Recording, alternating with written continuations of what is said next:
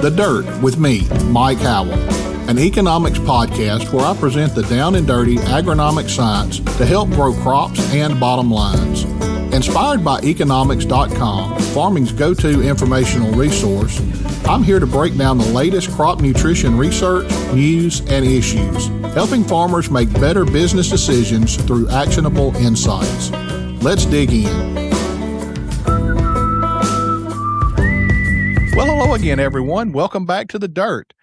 Today we have Chris Boyda with us. Chris, welcome to The Dirt. Thanks, Mike. Appreciate you having me. Chris, if you will, take just a couple of minutes and introduce yourself to our listeners and let them know what you do. All right. Yeah. Like you said, my name is Chris Boyda. So I'm an engineer by trade. Worked my way up through many manufacturing, roles, particularly at the Redwater site here at Nutrien. And now I work in the capacity as the senior manager of operations for the Redwater site. So what does a senior manager do? What's your day look like? Oh, manufacturing, it's a completely dynamic environment. And truthfully, every day looks different. So it's hard to characterize a typical day. But in the essence, we are, safe production of our fertilizer products is the name of the game. And that presents a pretty sizable challenge day in, day out. So making sure our operations are healthy, managing risk and, going through the planning efforts to make sure our equipment is well maintained to preserve the safety of course, the people in the facility and surrounding the facility. So that's what it looks like in its essence. But truthfully, there's a lot of meeting, there's a lot of discussions. It's a big and varied, talented team of people, and it's just real pleasure to work with the likes of them each and every day. Well, Chris, you mentioned that you were at the Redwater facility. I know we have several nitrogen producing facilities around the country or around North America. Can you give us an idea how many production plants we have in North America that are producing nitrogen fertilizer? Yeah, for sure, Mike. So Nutrien has 8 primary nitrogen producing facilities. So 4 in Canada and 4 in the United States. So talking about the United States, there's Lima, Ohio, Augusta, Georgia, Geismar, Louisiana, and Borger, Texas make up the 4 primary nitrogen producing sites in the US. And in Canada, the biggest, best, I'm a little partial for sure, Redwater, Fort Saskatchewan, Joffre, and Carseland, all located in Alberta, Canada. So that's where we are. Chris, we've talked a lot about different nitrogen products over the years. We've got Urea, we've got UAN solutions with different concentration of nitrogen. We've got anhydrous ammonia, we've got ammonium sulfate, and the list can go on and on. Talk a little bit about the different products that are manufactured there at Redwater. Yeah, so Redwater, like I said, is one of the biggest integrated fertilizer facilities in Nutrien and certainly within Canada.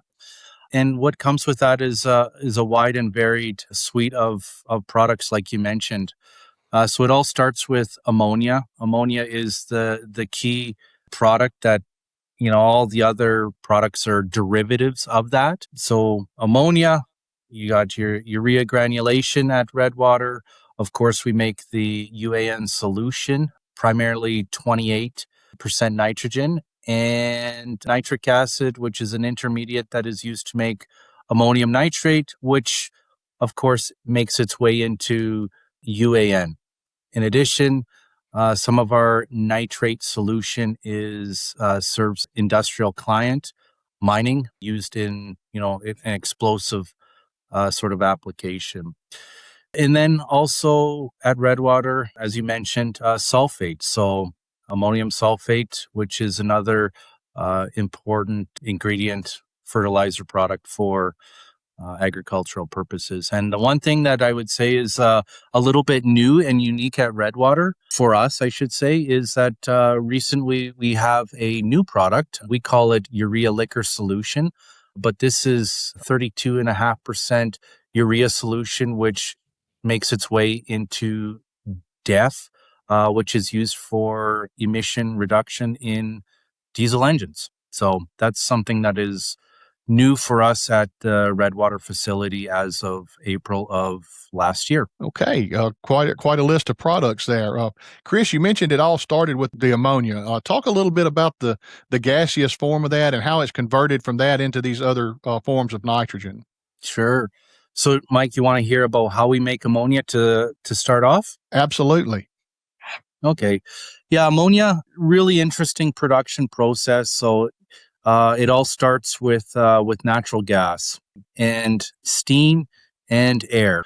If you think about it, from a molecular formula, NH3. So the natural gas, we combine that with steam in our primary reformer, crack the natural gas in an attempt or in a way to basically make the hydrogen. That's an important part of the ammonia molecule.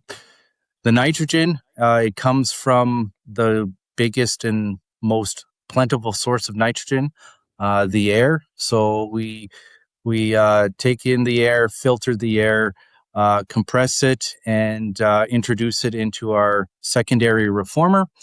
And this is where we consume all the oxygen, and what is left is nitrogen. So as it makes its way through the production process, you have nitrogen and hydrogen that has just undergone the steam reforming process and conversion. The byproduct at that point in the process is CO2. So of course we remove the CO2 that's used as a feedstock for urea. And we also export a little bit of that to the Alberta Carbon Trunk Line to enhance oil recovery as of 2019. So once we have the nitrogen and hydrogen and the CO2 is a byproduct of this process, and we remove it, and it is a feedstock to the urea process, and we export it as well. That's the key, or the kind of the highlights of the ammonia process. Very interesting process, lots of high speed turbo machinery, compressors, turbines, and of course it takes energy. So, high temperature and cold temperature applications, which introduces some interesting things from metallurgical perspective for our equipment. That's how you make the ammonia. Talk a little bit about the next step and how you get that into urea. Once we have the ammonia, we cool it down and store it in our storage tanks. And then from there, we pump it over to our urea process. So this liquid ammonia is introduced into a high pressure reactor with the CO2 up to high pressure, and we form an intermediate product called ammonium carbamate, which undergoes a secondary reaction to dehydrate into urea and water. So once we form the urea in the reactor, it's all about breaking down the ammonium carbamate to recycle ammonia and CO2 back to the reactor, and of course, removing the water that is produced in the reaction. So once we get to the end of the process, we're about 98% urea, 2% water. We got to remove some of that residual water so that it's almost pure urea. And then at Redwater, we introduce this into our 4 granulators where we make a urea granular product. And after that, we cool it down and conveyor it out to the storage building, loaded for truck and rail, ready for the customers. Chris, you mentioned you were removing the water from it. Is the urea in a liquid state at that point, and then it goes into the granulation process? That is correct. So we call it urea melt. And this urea melt is indeed in a liquid phase. So the liquid urea melt heads over to our granulator, and it is sprayed into a granulator on the rotating bed of granules. And the air that comes in from the atmosphere cools and solidifies this melt onto granules to grow them to the proper product size. In fact, actually, we grow them to various sizes. So once it leaves the granulator, we screen it. So the things that are too big, or the granules that are too big, of course, we break those down, send them back to the granulator. The granules that are just right are our product, and the granules that are too small, they fall through the screen and of course, back to our granulator to grow them to be product size, perfect for the customer. Okay. Well, Chris, another product you mentioned was the UAN solutions. Where do we get the products that go into those solutions? It all starts with the urea melt solution. So we take a slipstream from our urea melt process or urea plant. We send that over to our UAN mixing facility. There we combine with ammonium nitrate solution, cool it down, and pump it out to the storage tanks just in that perfect 28% nitrogen content. Now, where the nitrogen or the ammonium nitrate comes from, haven't mentioned that. That also comes from, an ammonia product. So first we make the ammonia, which we send to our nitric acid process. We combine that with oxygen over a platinum converter catalyst, and we produce, various NOx. Essentially, we absorb that into water to make the right concentration of nitric acid. And from there, we take the nitric acid, combine it with some more ammonia in our ammonium nitrate plant to make ammonium nitrate solution, which makes its way to the UAN mixing solution, and combine that with the urea. And there you have it, UAN finished product ready for the customer as well. Now, Chris, you've mentioned ammonium nitrate a couple of times. And now it's my understanding that we do not sell ammonium nitrate as a fertilizer anymore. We do still produce it, but we no longer sell it as a strictly a standalone fertilizer product. Is that right? Yes, at Redwater, that is absolutely true, Mike. Ammonium nitrate makes its way into the UAN, which is a finished product, but ammonium nitrate in itself is not marketed as a fertilizer product. So the ammonium nitrate that leaves our facility in solution form is intended for an industrial client, like I mentioned, for mining applications. So, yes, it is true. Certainly, at our facility, ammonium nitrate is no longer marketed as a finished agricultural product. And I think the only other product that we've talked about today is ammonium sulfate. You want to talk just a minute about how we produce the ammonium sulfate? So ammonium sulfate all starts with sulfuric acid and ammonia. Of course, we've talked about how the ammonia is made in its simplest terms, but on the sulfuric acid side, we import elemental sulfur from various places within the province, upstream oil and gas for the most part. So that elemental sulfur arrives in truck, and we take it and pump it into our burner. We oxidize the sulfur to make sulfur dioxide. We take that sulfur dioxide with some excess oxygen over a vanadium catalyst to produce SO3 sulfur trioxide, which we absorb into water to produce sulfuric acid. This sulfuric acid makes its way into our ammonium sulfate granulation pipe reactor.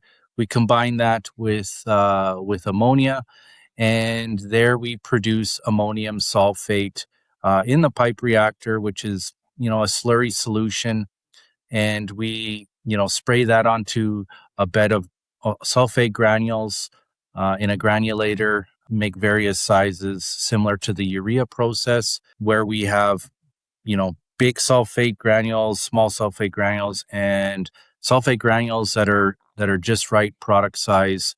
We separate them through a screening process, and the product makes its way into the storage building, where we load it into truck and rail for our customers, primarily in the local geographic area. Chris, that kind of leads me into my next question. We've talked about all of these nitrogen fertilizer products.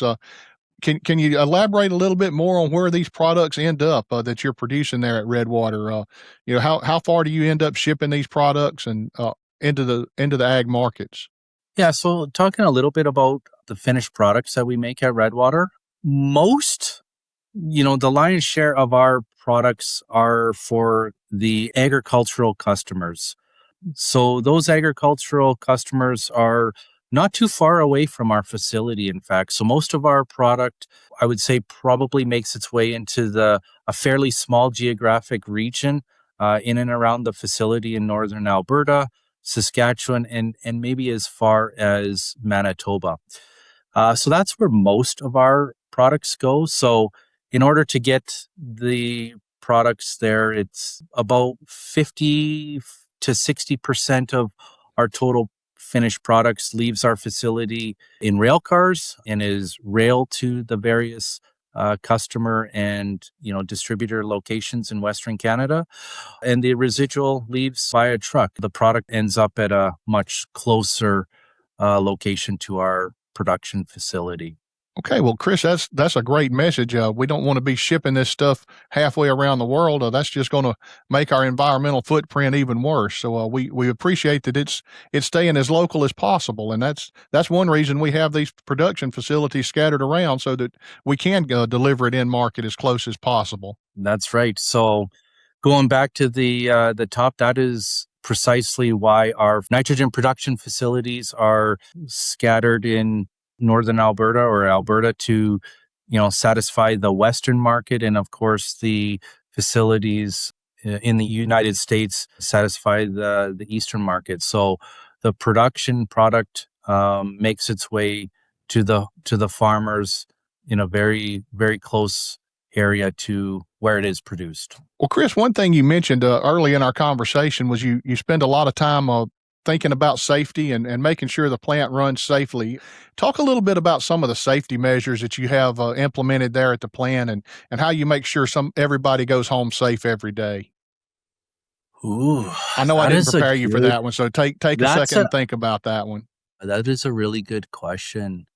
In terms of safety, what it all starts with is, well-trained operation personnel operating the equipment within its design limits at target operating positions. Now, in order to enable that, we need to focus on making sure that our equipment is in good, reliable function. So that means it's well maintained, first and foremost. And in order to do that, of course, we have basic everyday maintenance on pumps, piping systems, and such. But we're not able to perform all of that maintenance to keep the facility in a safe, operable state while the facility is running. So every few years, we take the plants down, and they have a different schedule where we perform a turnaround. And in this turnaround, this is where we do all of the core inspections to make sure that our equipment is in good condition, monitor any changes, and we perform all of our other maintenance, repairs, any sort of projects or equipment replacements to make sure that at the end of the turnaround, the facility is in a good, healthy state, ready to run reliably for the next 3 or 4 years, depending on which plant we are talking about. Okay, Chris. Well, we have covered quite a lot of topics here today. I really appreciate you taking time to visit with us. Is there anything else that you want to add before we wrap this episode up? No, Mike, there's nothing else that I'd really like to add. So I appreciate the opportunity to give a little bit of an introduction to how we make fertilizer, particularly at the Redwater site, and an opportunity to kind of introduce some of the viewers to how we ensure that our plant processes are safe throughout the operational rhythm. So thank you again for the opportunity. Really appreciate it. And hopefully some of the viewers enjoy a little bit more information on ultimately where that precious fertilizer product and how it's made. Well, Chris, I know I sure got a lot of information out of this visit today. I'm sure our listeners did as well. Listeners, I thank you for tuning in this week. And if you will, hang around for just a couple of moments. We'll be right back with segment 2. Farming isn't farming without questions. And now there's a place to go for answers. At eKonomics, an entire team of agronomists is waiting and ready to help for free. No question is too big or too small. Visit Nutrien-eKonomics.com and submit your question with the Ask an Agronomist feature. Listeners, welcome back for segment 2. I'm glad you're back with us this morning. Today we've got Lyle Cowell back in the studio with us. Lyle, welcome back to The Dirt. Thanks for having me, Mike, as always. Lyle, today we've got a question for you about nitrogen, and the question is, what is the risk of under-applying nitrogen? That's a good question, and it's one I think that comes up with almost every farmer as they're planning for next year. And, as within agronomy, the answer is always, it depends. It depends on how much you are already applying. The nitrogen response curve has a steep part and a flat part. So you have very rapid responses from as you apply 20 or 40 or 60 or 80 pounds of N in most conditions if the soil is deficient in nitrogen. You eventually get to a point where adding more nitrogen has declining effects on yield increase. And we get to the flat part of the curve. The curve starts to flatten out. So it depends where you're on that curve. In some regions and on some farms, the crop might need 120 pounds of N, and the farmer may be typically applying 150. And in a case like that, you probably can reduce your N rate without any significant effect on the crop.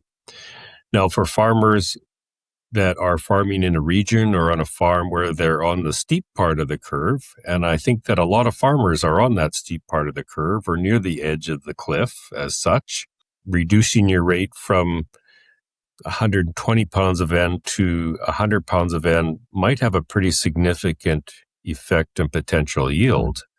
So you have to start off with understanding how much nitrogen you really need, based on a soil test, based on your experience, based on the expected amount of nitrogen that your crop will require, and then assess your risk.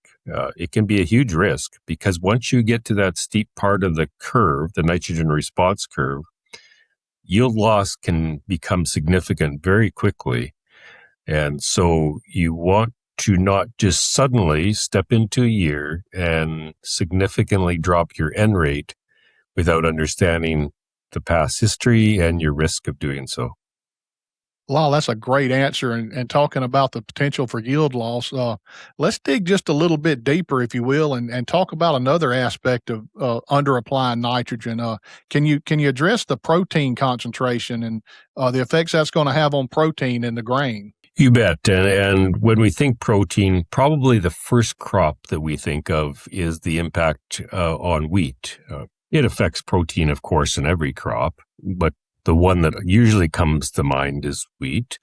There are sometimes crop premiums for high protein wheat. Certainly, I sit here in Western Canada, and the spring wheat that it's grown here tends to not be super high yielding, but tends to be high in quality and high in protein. So we do tend to focus on that protein content. Now, protein responses tend to lag a little bit behind yield responses. The crop will maximize yield response, and then protein will continue to accumulate. And so you may actually still gain in crop quality, protein concentration of the seed after the yield has been maximized. So again, that does add into the economic response question for the farmer. If this is a year that they expect to see a protein benefit, a protein premium to their crop, they need to pay a little bit more attention to the nitrogen rate that they utilize. Lyle, great answer. We really appreciate you joining us today.